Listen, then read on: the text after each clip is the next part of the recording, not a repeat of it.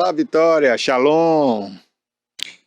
Olá, Barbosa, né? Olá, povo que está conosco aí neste momento. Olá, você de casa.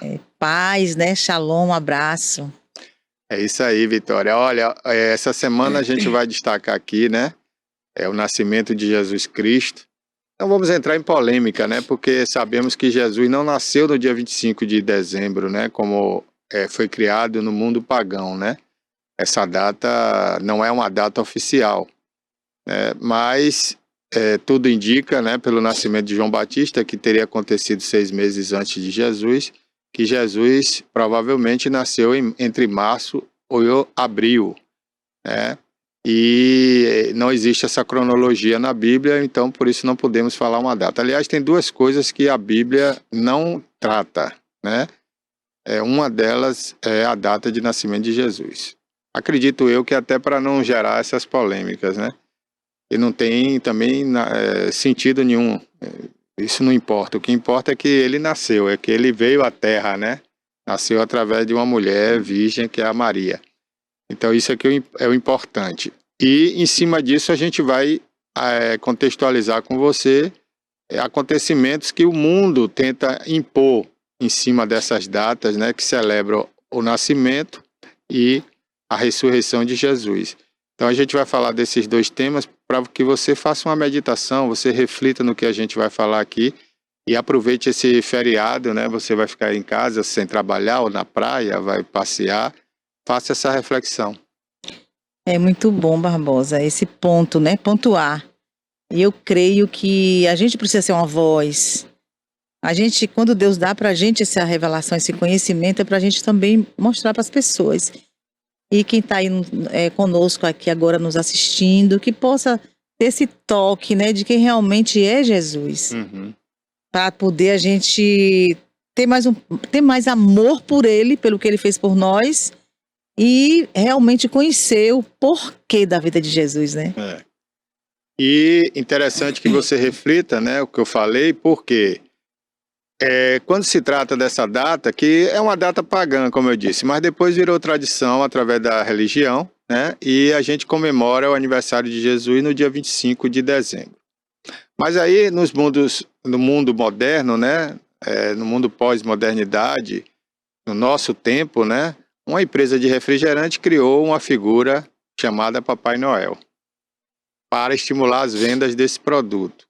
E esse símbolo desse refrigerante acabou virando um símbolo mundial. E hoje só se fala nessa data no Papai Noel. Mas quem é Papai Noel? Papai Noel não é Jesus, né? Jesus é papai, é o papai de todos, mas não é Jesus, não é aquela figura bonachão que entrega presente a todo mundo, vírgula, né? A quem pode comprar os presentes. Então é isso que você tem que refletir. Por que o mundo impõe isso? Porque o mundo quer que você esqueça o verdadeiro sentido, a verdadeira comemoração. Se a gente vai comemorar o nascimento de Jesus, ele impõe esse fato que foi criado, que foi gerado e não foi por acaso, foi o próprio mundo, o próprio mal que criou isso para justamente abafar, né? Tentar sufocar essa imagem de Jesus e a gente ficar baseado ali só no materialismo, nos presentes, né? Na troca de presentes, na falsidade, na hipocrisia, na ceia, que às vezes você está fazendo a ceia ali, tem pessoas que estão lhe traindo, que estão mentindo. Então esse é o mundo. E é isso que a gente tem que refletir. Vale a pena tudo isso? Vale a pena sufocar, ofuscar Jesus? Porque se você for fazer uma ceia verdadeiramente cristã para comemorar o nascimento de Jesus, não tem nada a ver com materialismo, com presente, com hipocrisia, com falsidade. Então isso você tem que refletir. E se você colocar Deus acima de tudo, você vai conseguir entender isso que a gente está falando aqui agora. E por que eu falei no início aqui das duas datas? Porque da mesma forma é a Semana Santa, quando a gente deveria estar refletindo na ressurreição de Jesus Cristo, né, depois da sua morte na cruz. A gente está pensando em chocolate, a gente está pensando em Páscoa, a gente está pensando... Então o mundo impõe isso para que a gente não faça essa reflexão e não comemore a data no sentido do coração, no sentido do sentimento, de colocar sempre Deus em primeiro plano, né, Vitória? Verdade, Barbosa. Então, assim, quando nós temos, né, essa verdade dentro da gente, que a gente conhece, né, que não é nada disso, quando nós temos um olhar, né, para as pessoas que estão aí buscando o consumismo, se apegando ao consumismo, tem gente até que fica triste porque não pode dar um presente ou porque não recebeu um presente. Mas o maior presente que alguém pode receber, que vai preencher tudo que você possa imaginar, suas necessidades, é você deixar Jesus entrar no teu coração e saber realmente que Ele é um presente para nós. Que Ele que é o verdadeiro sentido desse momento. Porque Ele nasceu como uma promessa para que viesse ao mundo para nos salvar. Então, Ele é que é o nosso presente. Então, que a gente pense nisso. Não só, né? Tudo bem que dá um presente final do ano, é muito bom receber também, mas que não seja esse o sentido, né? Que não seja essa questão dessa questão de tanta comida, tanta coisa que as pessoas pensam na ceia de Natal. E depois dali, Barbosa, que as famílias se reúnem, elas vão embora e ficam o ano inteiro, às vezes, sem se ver, entendeu? Mas que quando você começa a colocar Jesus na sua vida como principal, vai mudar também o relacionamento com a família e o olhar também, né? Sobre isso aí.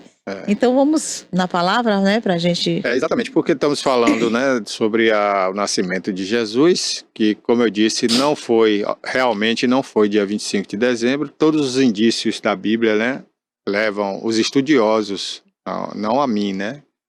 Mas os estudiosos chegam a essa conclusão que Jesus deve ter nascido entre março e abril. Mas mesmo assim a gente vai comemorar, a gente vai celebrar e a gente vai refletir no nascimento de Jesus, a importância disso para o mundo, né? Para nosso mundo. O que é que Jesus veio fazer aqui na Terra, né? E a passagem dele foi muito curta, né? Muito curta, 33 anos, sendo que desses 33 foram apenas 3 anos de ministério, até tirarem a vida dele. Mas tiraram a vida aqui na Terra, né? Porque Jesus voltou, Jesus foi ressuscitado ao terceiro dia e voltou para o seio do Pai, né? Está à direita do Pai. Então, é isso que a gente tem que refletir, né? E tem algumas passagens bíblicas que relatam sobre o nascimento de Jesus. Então, Vitória vai citar algumas aí, né? Para que você veja como se passou, como se deu, né? A chegada de Jesus aqui na Terra. Vamos lá, Rafa, em João 3, né? João 3, do versículo 16 ao 21. Porque Deus amou o mundo de tal maneira que deu seu Filho unigênito para que todo aquele que nele crê não pereça, mas tenha a vida eterna. Olha o sentido aí. Não é? E quando diz Deus amou o mundo, não é um mundo físico, né? Não é esse mundo, planeta Terra que ele criou, mas as pessoas que ele colocou aqui, né? Deus criou o ser humano e é a maior, segundo ele mesmo relata, foi a melhor criação dele, né? Porque nós temos raciocínio, nós temos discernimento, e ele deu livre-arbítrio e deixou que a gente agisse por nossa conta para ter escolhas. A gente é que escolhe o bom ou o mal, a vida ou a morte, tudo é a gente que escolhe. E isso para Deus é maravilhoso, né? Imagine você criar um ser e aquele ser ter vida própria, não vai ficar dependente só de você, né? Vai saber pensar, discernir. Então Deus tem isso como uma maravilha, mas Deus também se arrependeu de ter criado o homem, né? E quando ele fez aquela cheia que salvou apenas a família de Noé, ele tinha dito ali, me arrependi de criar o homem, e ia acabar com tudo, mas depois resolveu dar outra chance ao homem. Mas quando ele fala, e Deus amou o mundo de tal maneira, tão grande, que mandou seu próprio filho vir à terra como um homem, né? Para que salvasse, resgatasse as nossas almas do inferno. Então, é um amor inexplicável. Nós não sabemos e não temos nem ideia de como é um amor. Nem ideia. Volta aí, Rafa, né?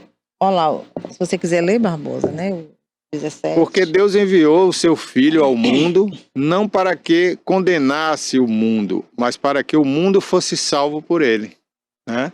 Então, assim, Deus dá todas as oportunidades né? Quer dizer, Deus já tinha condenado o mundo, tinha tirado 99% da face da terra, deixou apenas Noé e sua família. Aí eles procriaram e recomeçaram o mundo. E aí Deus deu nova oportunidade. Depois Deus viu que o homem voltou a pecar, voltou a fazer tudo errado, né? Aí o que é que Deus fez? Mandou o filho dele para salvar o mundo. Olha, vai ser minha última tentativa. Eu já acabei com tudo em água, não deu certo, né? Já dei vários exemplos, não deu certo. Eu vou mandar meu filho. Eu amo tanto meu filho, ele vai sofrer lá, mas eu vou mandar, porque ele vai salvar o mundo. Ele vai tentar salvar o mundo.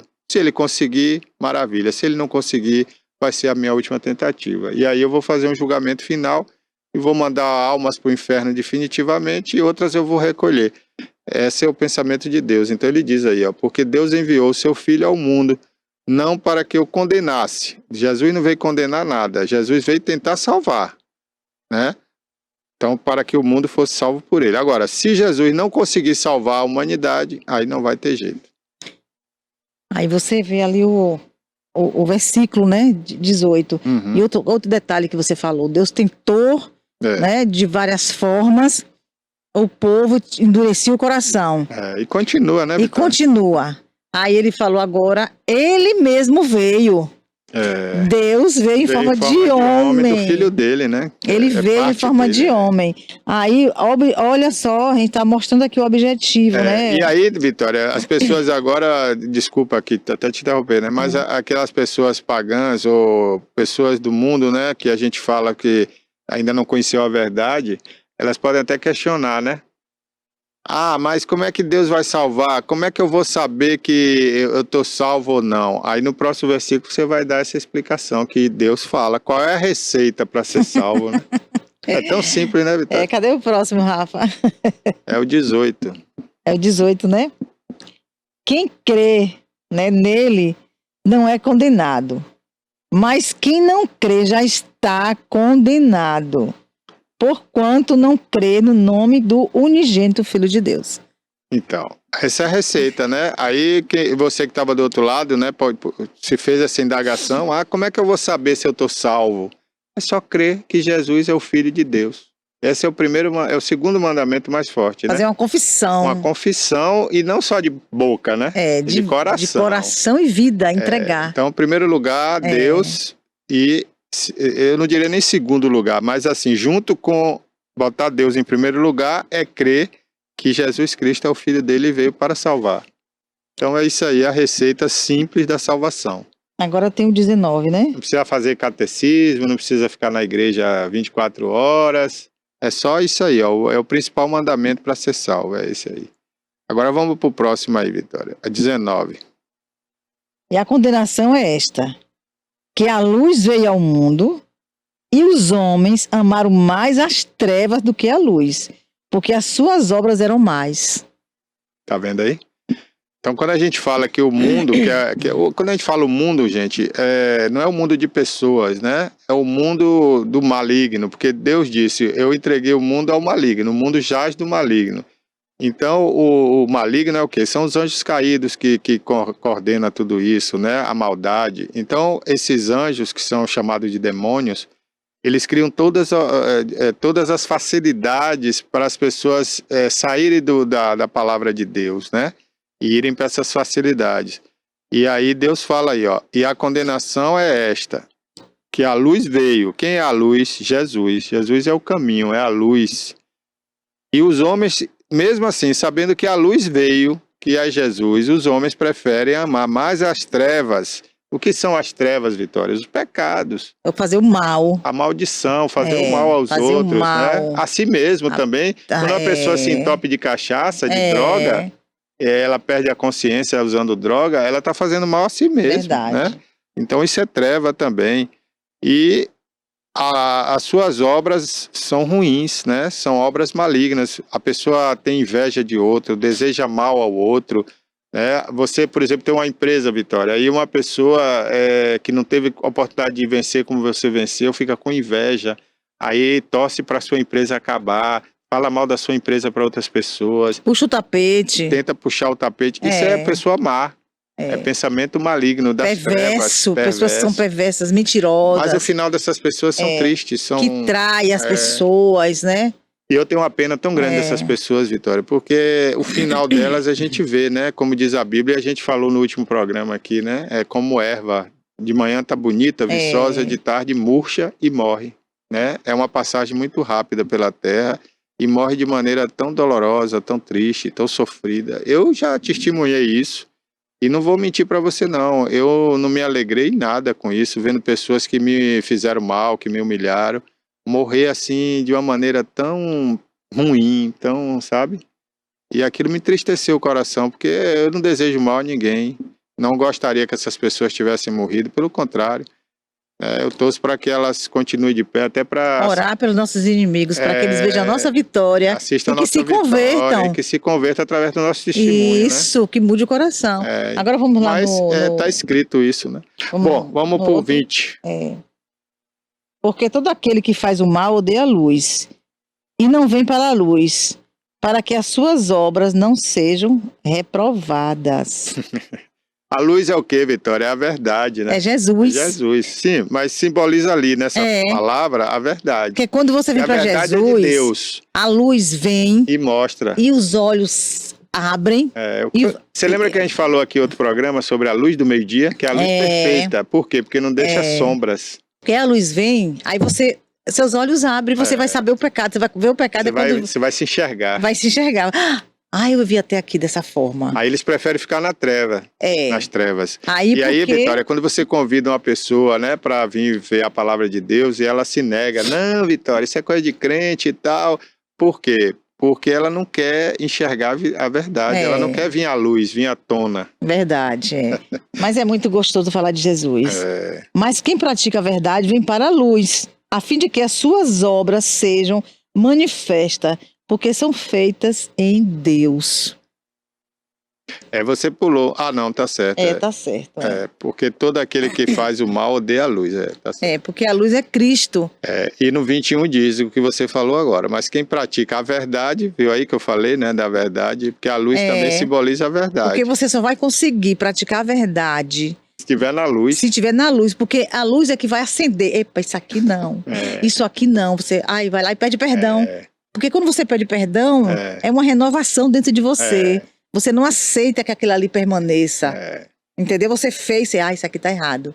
Porque a luz está dentro de você. E aquilo não permanece. É tremendo isso, viu? E você vê, Vitória, que até na vida real aqui nossa, né? Nessa vida que a gente leva material, tem esse simbolismo na luz, né? Às vezes quando alguém quer fazer alguma coisa que acha que é errado, que às vezes não é errado, ela faz no escuro, né? Ela apaga a luz para, né?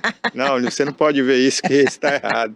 Quer dizer, essa coisa das trevas, né? Deus maravilhoso, Deus revela, né? Então vamos lá nos outros. Aqui a gente falou o que é Jesus, né? Jesus é a luz, é o caminho. É o caminho. É o único caminho para a salvação e para o Pai eterno. Nós estamos falando sempre em Deus aqui nos programas, como a gente se aproximar, ter intimidade. E agora falando daquele que Deus mandou, né? Para nos salvar, que é Jesus Cristo, o propósito de Deus, né? Aí tem vários livros, né, que falam aqui no Novo Testamento, né? 2 livros para ser mais preciso, né? Mateus e Lucas, que falam do nascimento de Jesus, né? Apenas explicando como foi que aconteceu, né? Algumas traduções bíblicas dão mais detalhes, outras menos detalhes, né?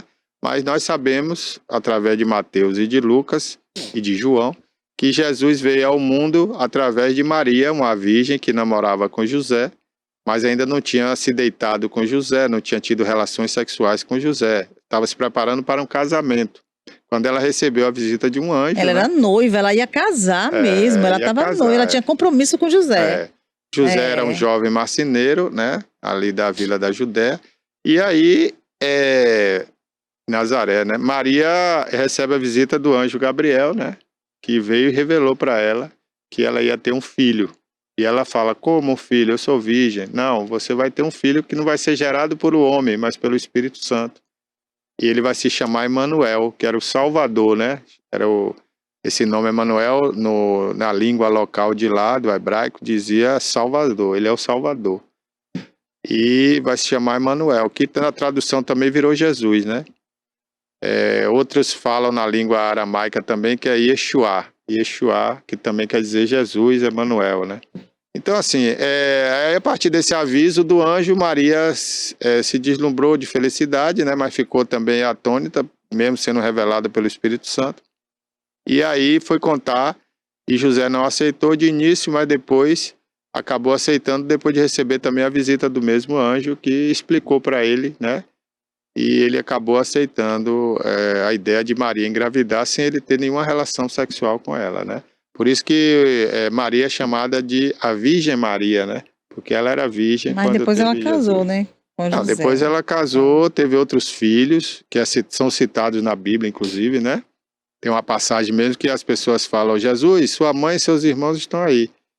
E aí ele se revolta um pouco com aquilo, porque Jesus queria que as pessoas entendessem que ele é pai, ele é irmão, ele é de todo mundo, não só de Maria e dos irmãos, né?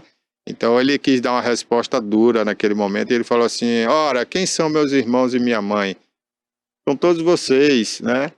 Ele quis dizer aquele momento ali que não era só Maria, porque ele não é terreno, Jesus veio através dela, mas ele é divino, então ele não tinha só aqueles como irmãos, mas todos nós, né? Todos fazem a vontade do Pai. E que reconhece ele como Jesus Cristo. Interessante. A gente, às vezes as pessoas vão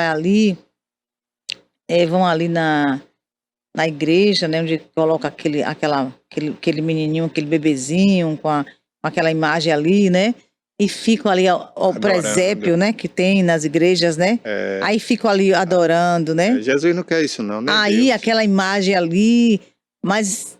Tudo bem, é um simbolismo, né? Quando você não adora, tá tudo bem. Se você tem aquilo como um quadro que retrata ali o nascimento de Jesus, tá bacana, pode ter na sua casa, não é pecado. Agora, no momento que você se ajoelha, idolatra, não, Jesus não quer isso, porque aquela imagem não é ele. Você não tem uma foto de Jesus para saber como era ele. Inclusive, a igreja deturpou muito a imagem de Jesus, porque na época de Roma, né, colocaram a imagem de Jesus como sendo a igreja de Roma, né, a igreja católica, botou como um europeu, de traços finos, de barba loira. Não, Jesus tinha os traços daquela região onde ele nasceu. E até hoje as pessoas têm aqueles traços, né? Traços fortes, de sobrancelha cheia, de nariz grande, né? Afilado, mais grande o nariz, essa parte do osso do nariz, né? Não a parte da narina, mas do nariz era grande. Os olhos são, né, não esbugalhados, mas um olho maior, um olho mais forte, né? Traços fortes. Então, eu tenho certeza que foi deturpada a imagem de Jesus. Então, a gente não pode adorar o primeiro quadro que tem lá dizendo que é Jesus, porque ali você está adorando uma figura que não é Jesus, né? Então, eu espero que você entenda isso. E Jesus, o Pai dele, né, o nosso Deus, condena a adoração de imagem, seja ela qual for. Tanto que ele nunca mostrou o rosto dele para ninguém. Deus veio à Terra várias vezes e apareceu para homens especiais aqui na Terra, como Elias e outros. Mas ele nunca se deixou ver a sua face. Inclusive ele diz aqui na Bíblia que o homem que visse a sua face ia morrer imediatamente. Então Deus nunca mostrou a face para quê? Para que não fosse alvo de adoração, nesse sentido de imagem, né? Senão você ia sair criando imagem dele, e ele não quer isso, ele quer que você adore a ele em espírito e em verdade. Não é isso, Vitor? Com certeza. E aí quando... E você ia falando, né, que as pessoas botam o bebezinho ali? Não, o que eu quis falar foi o seguinte, que as pessoas acham que é só aquilo ali. Não é. Entendeu? Aí é só aquilo ali. A gente cresce achando, né, as crianças, né, achando que aquilo ali, e você se forma, né, como ser humano, como cristão também, achando que é um cristão, né, e você olha só aquilo ali, aquela imagenzinha daquele menino ali, mas não tem a imaginação do que aquilo ali representa. Não aquilo ali, mas aquele momento. Aquele momento do nascimento. Do nascimento, quem ele é. E olha como a coisa foi, não né? Quem ele é, a grandeza dele. Deus é tão grande, é tão maravilhoso, que o que é que Deus fez, Vitória? Ele poderia ter feito o filho dele, mesmo nascendo como homem, nascer num berço de ouro. Mas o que é que ele fez? Não, eu quero que meu filho dê o exemplo, nasça na humildade, para mostrar que a gente não quer materialismo. Não quer eu não mostrar quero nada. material, eu quero que saiba que ele é apenas um ser que foi para salvar o mundo, né? Então fez ele nascer aonde? No pior lugar possível, no estábulo de animais, né? Numa manjedoura. O que é uma manjedoura? Naquela época era um coxo de alimentar animais. E as pessoas não refletem nisso, Porque né? poderia vir ter tudo. Não, ele poderia ter feito nascer na casa de um grande rei, né? Como ele fez Moisés nascer ou nascer não, ser criado num palácio cheio de ouro, ele poderia ter feito também o filho dele nascer num palácio e depois fazer tudo o que ele fez do mesmo jeito, mas não. Eu quero que meu filho nasça na pior instalação possível, porque eu quero provar que ele não foi lá para ter casa, para ter moradia, para ter isso, para ter aquilo, não, ele foi para salvar a humanidade. Então é um exemplo ensinar. também. E ensinar, né? Começou ensinando do próprio nascimento. Porque ele fala, seja manso e humilde como eu sou. De coração, De coração. Eu acho que a gente estourou o tempo, né? Quanto tempo tem aí, Rafa? Ainda tem 5 minutos, Vitória. Que bom, né? É bom falar de Deus, né? Falar de Deus maravilhoso. Então, gente, tudo isso é motivo para reflexão, né, Vitória? Tudo é motivo para reflexão. Os presentes que Deus ganhou assim que nasceu, né, Jesus, foram enviados lá por Deus, 3 reis magos, né? Por que foram enviados por Deus? Porque como é que você explica 3 reis atravessarem metade do planeta praticamente naquela época, né? Dos países que já existiam, para chegar até onde Deus nasceu seguindo uma estrela. Era o GPS da época, né? Quer dizer, Deus deu o GPS a eles. Falou, ó, você vai seguir esse sinal, essa estrela e vai dar lá onde o meu filho vai nascer. E os 3 reis magos chegaram lá. E ali tem um simbolismo, quando um dá o incenso e a mirra, o outro dá o ouro e a prata, né? Quer dizer, tudo tem simbolismo. O que isso quer dizer? Isso quer dizer o seguinte, que Jesus veio à Terra para ser, esse sim, adorado, presenteado, né? E aí Deus não dá só o ouro e a prata, que é dele, né? Mas Deus manda dar o incenso, a mirra, né? O incenso. Por quê? Porque perfuma, porque, né, eleva a Deus o nosso sentimento, o nosso pensamento. Então, o incenso hoje, a religião de matriz africana usa mais do que os católicos e do que os cristãos, né? Mas os judeus usaram muito, né? O incenso, por exemplo, quando fazia aquelas tendas no deserto e levava ali o Espírito Santo através da arca, né? Eles queimavam incenso no altar, para esse incenso de mirra, né, chegar a Deus. Então, hoje a gente perdeu esse costume, né? Que era uma tradição, mas ditada por Deus, quando ele manda o rei mago levar o incenso para o nascimento de Jesus. Então a gente deve cultivar isso também. Agora não é queimar o incenso por queimar, né? Ali você faz um propósito a Deus, dá uma oferta de alguma maneira, de coração, e aí você queima aquela mirra e eleva seus pensamentos a Deus através daquele cheiro. Rapaz, isso não tem preço, esse tipo de comportamento, de atitude perante a Deus, Vitória. Isso é botar Deus em primeiro plano, né? Adorar. Adorar a Deus, ao Adorar verdadeiro Deus. Se entregar a Ele, não a imagem de nenhum santo terreno, mas adorar a Deus. Adoração ao Senhor, né? E aquele incenso no nascimento de Jesus era como se estivesse agradecendo a Deus por Ele ter enviado ali o Filho dele à Terra, né? O perfume, né? O perfume. Mas hoje nós temos o perfume de Cristo. Graças a Deus, né? Entendeu? Porque assim... Mas nós entendemos isso, né, Vitória? Mas tem muita gente que ainda não entende, está do outro lado lá, vai falar como eles têm um perfume, eles compraram na igreja? Não, o perfume de Cristo, né? Você tem um cheiro de Cristo, um cheiro de vida. É você adorar a Cristo verdadeiramente. Por quê? Porque nós precisamos parecer com Ele. Não, e nós... E ser imitadores de Cristo. Isso, nós temos que ser imitadores. Porque parecer, a gente já parece quando Deus criou, Ele disse, né? Façamos, olha meu filho, vamos fazer aqui a imagem, nossa semelhança. Você vê que você às vezes conhece alguém, né? Vou ver o tempo aqui. Você conhece alguém, você fala, que pessoa diferente, não é? Essa pessoa tem uma energia. Tem uma luz própria, tem uma coisa diferente nela. Mas esta luz de Cristo. A luz que está nela é de Cristo. E tem muita gente que tem essa luz. Entendeu? E precisa brilhar com essa luz. Precisa brilhar com essa luz que é Jesus. Com certeza. Conversamos com Deus mais uma vez. Muito obrigado a você que está nos assistindo. Obrigado, Vitória. Mais um programa, né?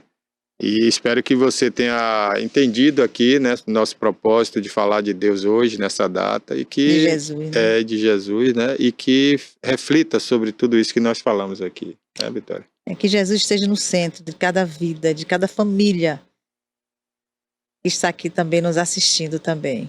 E que um Feliz Natal não seja só uma palavra amiga, uma palavra da boca para fora, né? Mas que seja uma reflexão em cima do que representa para você essa data, tá bom? Muito Feliz obrigado Natal. e um Feliz Natal para você. Shalom. Falou.